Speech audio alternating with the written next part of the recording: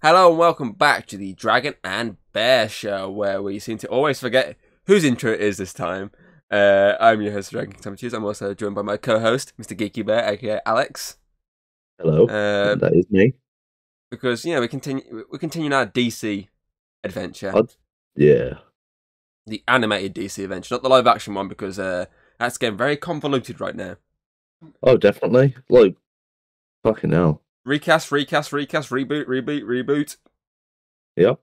Can't do a Marvel and just stick with it. Exactly. Even if it gets bad mouths, just fucking stick with it. Just fucking don't fucking ransack your fucking property. Alright, like, I'd like a proper DC live action movies that are just there. That you can get invested into over time, not just watching and go, oh my god, this movie is so good. Like Black Adam, this movie is pretty good. Wow, I really like this movie. Yeah. What was that? Everyone's getting recast after this movie? Oh. That was a waste. That was a waste of my money. Yeah. I only brought that example up because the 4K came today. It literally came through the post this morning. But yes, anyway, obviously, last month we did Christmas special, and we also did obviously Suicide Squad. So it's time now for a character we've had since the get-go to have his own solo movie, even if it still includes all the other characters. But that's fine. That's fine because you need other characters. It's taken a good while, really. I know this is towards the end. I mean, we agreed. When we first agreed to do these movies last, what was it, March? I think it was March 2022. We agreed to do this. I think it was like that. And we was like, okay, we're going to do April to April. So obviously, the last few months of 2022, and obviously the first couple of months of 2023 is literally going to be 2 a month. So we agreed on that, and it's just like this is basically the back end. We literally have 6 more to go. But technically speaking, 4 of those before the finale. Obviously, the 5th one is the finale, and the last one, technically speaking, is after finale. So, but this is literally end of the saga, basically the back end of it. Yeah, and we're fine. I mean, to be fair though, we did have a better bazillion Batman movies at the early outing. Yeah, but you'd think about it like that. I'm surprised I didn't do him more because he's like one of the main flagship characters. And so you'd have thought they would have done like some other thing before this one. Yeah, I mean, this is the big one. Like this is the end game for him sort of situation. You'd think they'd have like some sort of other story, like maybe throw in like a flashback origin story, or just like when he first lands, and then like do kind of like a Smallville kind of thing. Yeah, or him going toe-to-toe with Lex Luthor, which sets up Luthor for being locked away within this movie. Yeah. Like, you'd think they'd do something like that, not just literally go, oh, he's locked up. It's Death of Superman. Yeah. Because that's what we're talking about when we're talking about the Death of Superman. Yeah. The 2018 entry in this DC animated movie universe, which obviously is part 1 of a 2-part adventure, which obviously we're also going to cover. And I'm pretty certain how I've scheduled it, it's going to literally be tomorrow. So it's literally back to back. Unlike the actual movies, which one came out in like middle of the year and the other one came out the following year at the start. So instead of like a 6-month gap, there's a day gap. 24 hours. Just wait 24 hours and you get the next movie. Wow. Good content here. It just worked out that way. I had to try and cram stuff in after all these fucking constant schedule changes for stuff. Cough, Hayden ruined the chat account constantly. Because that's got delayed again. But hopefully, it should be out this week. But yes, obviously, this is the big one because this is obviously, it's in the title what's going to happen. This is the one where Superman dies. Yeah. I mean, it's one of the most, I mean, even the cover is, that symbol there is like one of the most iconic shots. Part of the movie. Not just that, it's like one of the most iconic shots of that story. Yeah. Because if you watch the Blu-ray, there's obviously a sneak preview at the next movie which talks about that one. But also it does talk about a bit of this one. And it obviously speaks about the fact that one of the most iconic parts of this comic storyline is the shot of Lois cradling this dead Superman in her arms, with that obviously cape flying in the background. And they do that in this, and it's just like, wow. It's hard hitting. Like, I mean, it's 2 years. It's 2 years after the last time I watched Superman die, because obviously 2016 BVS did the same thing, and then this. Also, you do have Superman Doomsday, I think it's called, which is the same concept in a way. Basically, Superman fighting Doomsday and dying. So, 3 times the charm. Superman just getting murked. I love how Batman gets like an entire franchise at the start of this universe. Superman dies for the 3rd time in the past 10 years. poor Superman. What a character to live. But I mean, well, die. To be fair, in my honest opinion, obviously, though I've enjoyed these solo Batman ones we've had up to this point. Obviously, we both had our little ifs here and there with them. Personally, in terms of main Justice League members, up to this point, and really, there's only 2 more left after this in terms of solo Justice League, proper Justice League members, not Justice League Dark members. This is probably my favourite of the solo adventures. Oh, same. Definitely. Because it's like the first 40 minutes, I think it is. I was like going through the film just to see the timing of it. I think the first 40 minutes obviously is the build up. First 40-50 minutes, the build up to it. Obviously it's dealing with the character building with Superman himself, then for the Lois. For the fact that is Superman kind of Lewis now. Lewis Lane. Lewis Lane. Yeah. But yeah, obviously it's a gender bend one. It's dealing with obviously that aspect now, because obviously up to this point it's been Superman and Wonder Woman. And now it's just like that relationship's dead. Why? I don't know. But now it's Superman and Lois, because classic comic book romance, gotta have it. And obviously it's dealing with that. It's dealing with the fact that obviously the League is still ever present. Obviously Lex is now in this universe, who's actually played by Rainn Wilson, who played Dwight in The Office. He voices Lex in this universe, which I find hilarious. I mean, as Hayden said, basically he plays Lex in The Office anyway, so, I was going to say that, yeah. So, I mean, he does a really good job at Lex.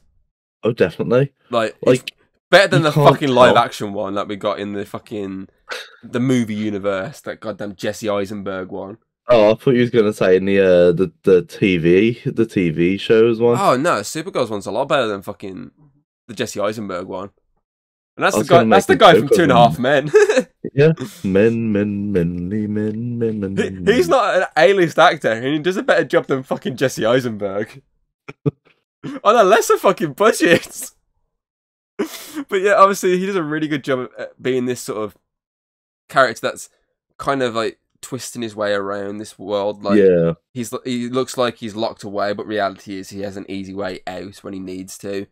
And he's still in control, even though it looks like he's shackled. He's still in control of the entire situation, which is pretty cool. And he does a really good job at obviously showing that within his voice acting. Absolutely.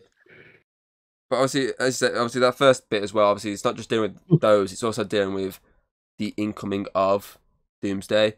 Obviously, a whole asteroid smashing the pregnant asteroid, as Lex put it. Smashing through obviously that satellite, which is obviously going to be a big part of the next movie, because obviously there's a big thing to do with that in part 2.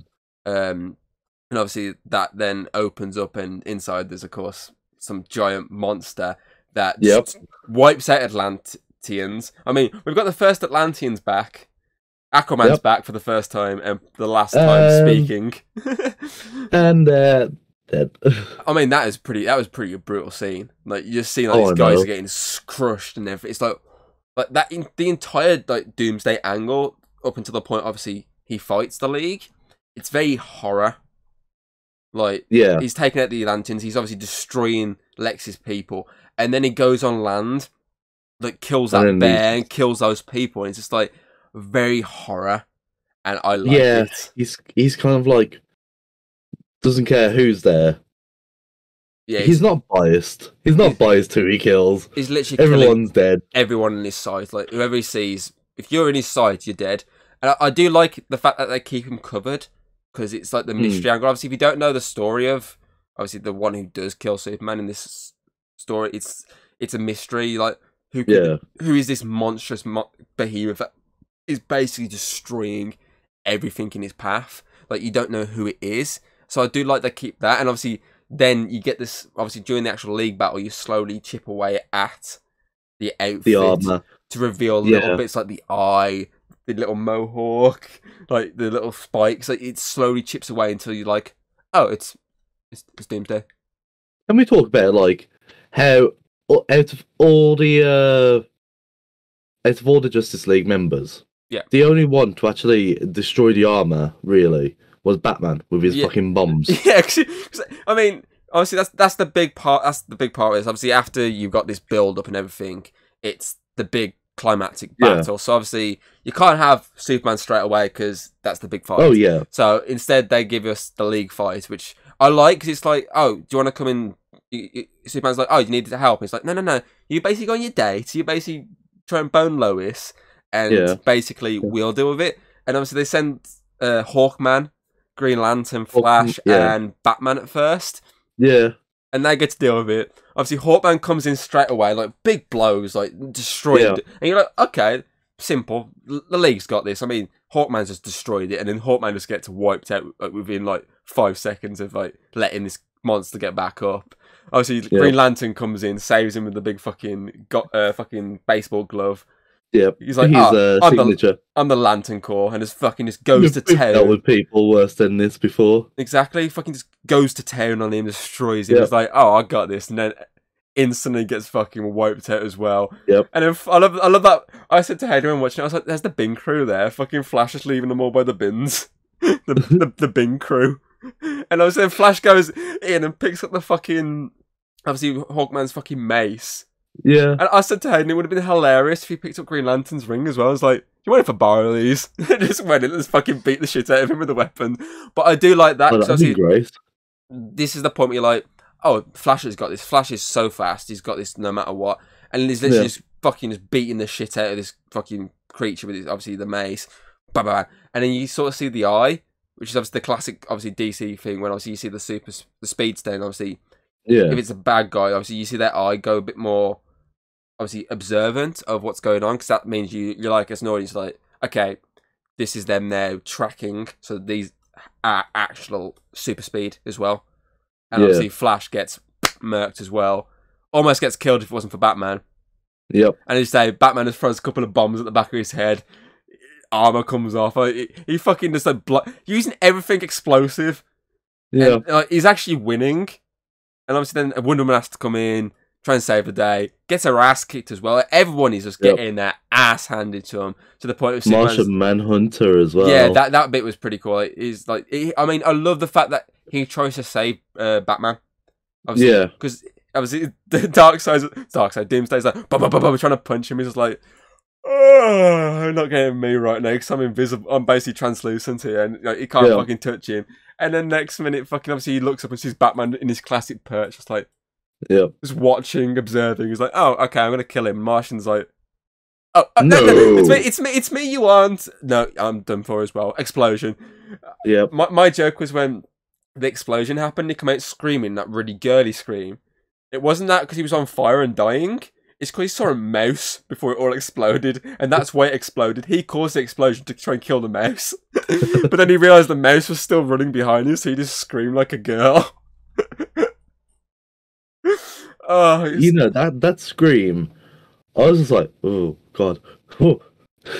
I love trying to make these little jokes to make films even better. But yeah, obviously the league is just wiped out. I mean, Diana's the only one that actually sort of stands any sort of chance, and even she still gets her ass handed to her. Exactly, a sword gets shattered, a fucking tiara, a tiara breaks in her chest of this really long hairdo, and obviously it's that point in there where you're like, okay, this is the final act now. This is where Superman must come in. Yeah, because Diana's just about to get pierced by the sword. Yeah, and But obviously the broken Superman sword. has to come in, and fucking beat the shit. That Yeah. that last act of Superman versus Doomsday is pretty, but not just beautifully animated, not just obviously a lot of beautiful shots that look incredible. Yeah. It's probably one of the best part. It's probably is the best part of this movie. Oh, Like, definitely. especially when he throws him into the sky, like fucking heat beams him up, fucking punching him Yeah. in this. That whole shot was just like, it gave me. Do you remember Injustice, the games? Yeah. Do you remember these Superman? Like, obviously everyone had their own finisher move. Yeah. Do you remember Superman's one when he's like punching him for the sky? It kind of gave me that sort of vibes. Yeah. Because I remember that, because obviously Batman's whole thing was just like blowing people up with Batmobile and shooting them into space. But Superman's was literally like heat beam and punching, and that gave me that vibes while watching that fight. And it's such a hard hitting fight. I mean, Superman's like shirt's getting ripped, like blood's coming off him. Like, Yeah. he's fully getting his ass kicked, and he's giving everything he's got in his power. I mean, he takes it to a bridge. The bridge is breaking. He's after saving like a kid's life. He's like, Yeah. Fucking kid, man. I do love leave the control. Leave the game. I do love that though. Obviously, Rat, man. obviously that hug from that kid is what gave him a bit more oomph Yeah. in his fighting. It's like, this is It's the power of love. I need to destroy this monster right now, and obviously it keeps going and going. Obviously, he keeps getting caught up between other people, and then Lex Luthor has to come in his big suit. I'm upset it's not the classic Lex suit. Obviously, the classic Lex suit's like a giant, just like mech with obviously the big L on it, Yeah. and obviously you can see him inside at the top. But obviously, this one's just like, it kind of reminds me of the Ben 10 bad guy.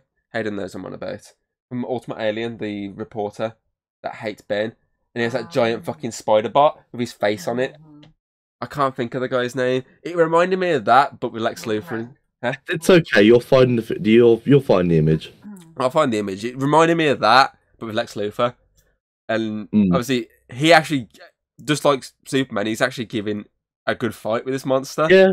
Like, he's taken him to the Hall of Justice, like, but just like everyone else, it's like, Gets his ass handed to him after in the end. yeah, and it takes Superman to save his life. And I love how obviously the scene where obviously he saved by Superman, and Superman obviously flies at obviously Doomsday to punch him, and Lex yells no. Obviously, that's not a no of don't do this because you're gonna die. It's a no of him being saved by Superman. That, and the idea of he wanted to be the hero here. Yeah. Like, you're gonna basically go and kill this monster. This was my job. I was doing this. Like that. This is like he's yelling out of frustration.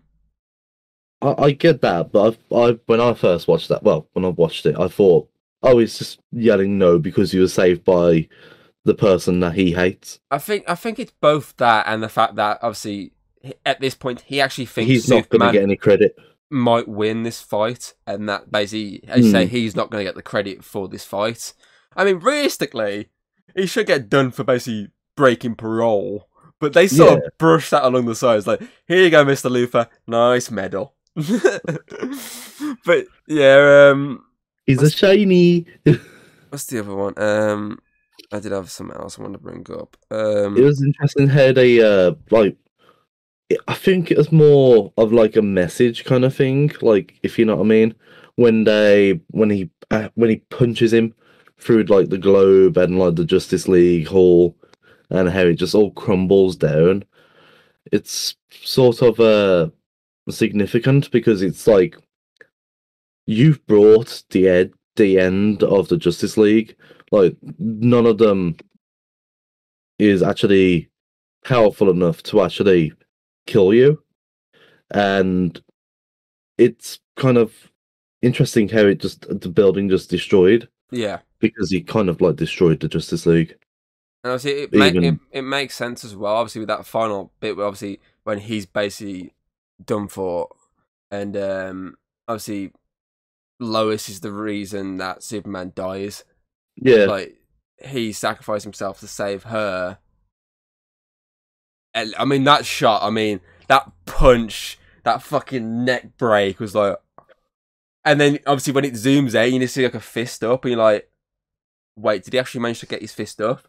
And obviously he's down, and he's just fucking just done. And you can also like, see it through the cape as well, can't you? You can see the fucking spike for the cape. He's just like, yeah, what the fuck? And obviously you get that shot then of the classic shot of cradling as it's Mm. that's it, and obviously everyone's then mourning the loss. Obviously the parents take it the most, and that guy's just like, "Is she gonna be okay?" It's like it was a big loss for everyone, not realizing this is their kid. They've lost their kid. God mighty. It's just all very sad, somber. Obviously Bruce can't be there because Bruce is fucked more than anyone because he's human. Obviously he's got no powers. Obviously he's at the mansion with Bathound and Damien and Alfred, and it's all over. And you're like, this is it. This is the end. Then obviously you get that last shot then of like everyone's like, oh, we need to get to obviously the grave now, and they get there, and obviously there's a Superman there, flies away, and it's like, wait, what? Huh? And it just ends, and you're just like that last shot is a good way of bringing people back to the next movie. Like you want to know who the fuck that was. Is that actually Superman back from the grave? And you're just like, whoa. And then on top of that, you get 4 end credit scenes. Oh, I only seen the one. There is 4. So, which one did you see? Did you see the Superboy one? Yeah. So obviously the first one is the Superboy tease because of mention of Cadmus constantly. So the first one is the Superboy tease. The second one is the John Henry Irons tease, the guy with the hammer from Superman and Lois. Obviously he's banging a metal bit, as Hayden said, Iron Manning basically, and it zooms down a metal Superman symbol. Yeah. Obviously he's going to be the Iron suit in the next movie. Obviously then you get what was his name? Do you remember the third Superman? Annihilator or something. Basically, there's a third Superman basically that has like glasses. He's the symbol of basically wanting to kill everything, and obviously he builds the fortress. And then you get the final tease then of Cyborg Superman flying at you through space, and that's where it ends. And Eradicator, that's it, Eradicator. Yeah. He's basically this sort of villainous type one. Even though, technically speaking, Cyborg Superman is also a villainous one in the comics and that. But yeah, obviously you get 4 teases of the 4 Supermen that are going to take over in Reign of Supermen.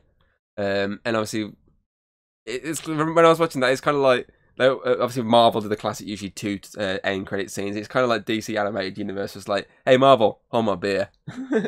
Yeah. But yeah, like I always thought like, there was just one, and then that was it. No, you get one, obviously, pretty much straight away. Yeah. Then if you watch a bit more of the credits, you'll get another one. And a bit more again, you'll get another one. And the very end credit is the last one. All they are literally are just teasers for who are coming. Yeah. Okay, fair enough. But yeah. I should have messaged her and said, how many end credits is there? I just left it running, so I was like, I swear there's fucking more than one. It's been a long time since I watched this movie. Like, I'll probably watch it when it first come out. So it's been about fucking a ridiculous amount of years. And obviously I just left it running because I couldn't be asked to let it bed to, like, turn it off. Yeah. And I just left it running, and I was like, yep, here's another one. I can tell, because you can tell when the credits sort of, there's a massive sort of gap. Big gap, yeah. You're like, okay, either there's going to be like a random bit of credit that starts popping up after, or there's an end credit scene. Obviously, it just does that. And it's a good way of teasing, again, to make you go, okay, I want to see who these people are. Oh, definitely. For the next movie. So there's a lot of really cool things within this to set up the next one, and to draw the audience back in for that next one. And I think I've basically said everything I can think of. I actually written notes and I've ignored them. The only bit of notes I even referenced to was probably just a bit about Dwight. That was it. That was my only bit of note that I've actually gone off. Everything else is off here. That's all you need. It's just one of those things when you get going, it just starts clicking in your mind. You're remembering, just like, I don't need those notes. I fucking know it all now. I've got this. Like, I don't write. I've stopped writing notes now for doing these. Let's do a couple little bullet points here and there just to remind me. I'm like, oh, I want to say that. I want to say that. And then by the point I've actually gone, oh, let me check my notes afterwards. I've gone, oh, I've already said all these without even have to write. I didn't even write them down. I'm literally saying them like that. But yeah, it's good. It's a solid solo outing, and as I say, it's probably the best of the solo hero ones. Definitely. Yeah. And obviously this is probably the second time I've watched this, because a lot of them I do watch multiple times, but I think I've only seen this one twice now. Yeah. and I was looking at my sort of ratings of all of them in terms of obviously updating and whatnot. And obviously the rating, I've updated this to what I've actually originally went with. From what I originally went with when I first watched it, I've actually gone up. Yeah. And then I was looking at the next movie, and it's like there's such a fucking drastic number gap. I was like, I'm kind of hoping it goes up. But if not, I'm not the biggest fan of the next one. But we'll see. We'll see when I rewatch it. But yeah, I've pretty much said my piece. Yeah, you basically spoke for the entire thing, and yeah, I'm just like your cheerleader. So. It makes you happy, though, because it means you don't have to do anything if I basically get all your points across. Well, you know a lot more about DC than I do. I was gonna say I'm more of a Marvel person, but I am as well. Yeah, I'm more of a Pokemon person. There you go. True. So if you ever do anything else Pokemon, I'll just sit back and relax. Yeah. I think we've got a good thing that we could do for Pokemons very soon. Well, if you want to watch Japanese, but that's about it. I am intrigued, and I will speak to you after recording to see what this is about. Yep. Okay, so do you want to rate this then? Definitely. Let's go, boy. In terms of ratings, I think personally, as I said, this is quite high for me. So I think I'm going to give this... I've actually written it down. I'm trying to read my notes from the side. I'm going to give this a 4.7 out of 5. It's quite high for me. I'm very confused. I'm hoping that I haven't rated something higher than this, and like, gonna go back through them later on when we're actually a ranking video at the end. I was like, shit, fuck it. I'm sticking with it now. 4.7. Yeah. You may have just saw my face and just like, oh shit. Have you 4.7 this as well? I was gonna give it a 4.7, almost a 4.8. Same. It's very close. And I was just like, fuck's sake, not again. We're way too in sync with this shit. It's a great movie. It builds up Lois, it builds up Superman. It's like kind of gives you a bit more like crisis with Doomsday, like more than So this is the biggest threat really since Darkseid. Yeah, Darkseid in the very first movie. Which again, this does a good thing. It calls back to that with the start with the armor. The bad guys are wearing the armor of obviously the parademons. The Intergang are wearing it, which I believe are the villains from Black Adam. Yeah. And it kind of shows like it's got that emotional part as well because of him telling Lois who he is and not holding back anymore. And yeah, I feel like it's very high up there on a 4.8, a 4.7. Yeah. Oh, God. You got that hilarious scene of him taking his glass off and her just looking at him for a few seconds like, oh shit, you're Superman. Yeah. Because glasses mean you'd look different. We made the joke here. She took my glasses off and I was like, that's right, I'm Super Dick. I'm just a dick to everyone. Yes, you are. But yeah, fuck me. Dickhead. That's the fucking most stupidest trope ever. Put I some mean, glasses on. It's just... I'll show you a video in a bit if I can find it. It's from MatPat, so you know. But yeah. Anyway, that is it for this episode. Obviously, as I say, join us tomorrow. Fingers crossed everything goes well. So it is tomorrow. So we'll be covering this movie's 2019 follow-up, Reign of the Supermen. Men. You four Supermen, each with their own Superman trope. But is there something about them? And is Superman actually back? You have to wait and see, or you could just watch it before tomorrow, and then you'd see yourself. Yeah, but why spoil the fun? Exactly. Why spoil us? Why spoil us spoiling the movie to you? Yeah, no point in that. But yeah, we hope you enjoyed, and we shall see you next time. See ya. If you like what you've seen, don't be afraid to throw us a little like and subscribe. That's always very appreciated over here. And, well, I'll see you on the next video.